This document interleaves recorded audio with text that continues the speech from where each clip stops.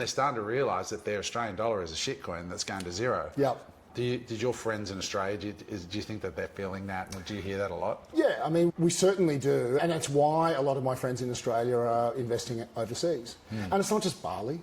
And it's why a lot of them are looking into, it's why a lot of them have significant crypto portfolios now. Yeah. Because, it is impossible. When we were looking at, I looked at the last 10 years, and we're not, if you're an Australian, your wage increase is not keeping up with inflation at all, so you're definitely worse off each year. So you've got to make exponentially a lot more income, even to be able to keep up with inflation.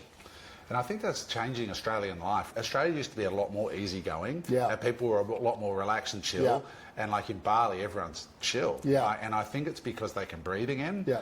And Australians now, I find, have become, and I don't want to insult Australians because I'm like you, I love Australia, and I shake my head when people say you're a traitor, you've left. I'm like, Australia left me long before I left it. But I feel it when I go home. I feel this underlying tension, which is the stress of modern Australian living, trying to just survive. The wages are not keeping up with the cost of living and all that stuff. And it's sad, like when you see it, because I love Aussie culture where people could have a laugh, and that seems to be dissipating, and people are being pushed further up the risk scale just to get by. Yeah, think about, my father's no longer here, he passed away a couple of years ago, but what I would say is what I experienced with him growing up and seeing how he was able to behave at barbecues, gatherings, like the energy that he had around him where it was very relaxed. There was not this sort of underlying underpinned anxiety that you see sits with people now because they're under so much pressure, like across the board.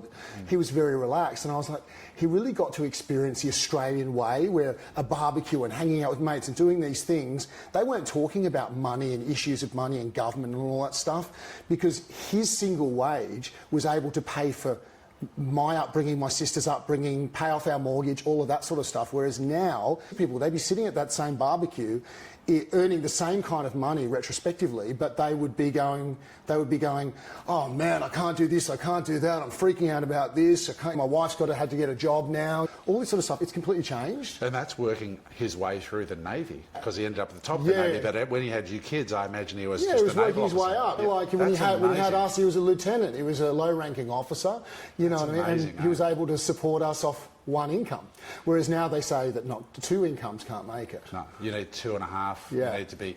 There's a book called The Tao of Bitcoin, and there's one sentence in there that struck me, and it said, because of inflation, we've turned our houses into hotels, our cars into taxis, and our bodies into porn.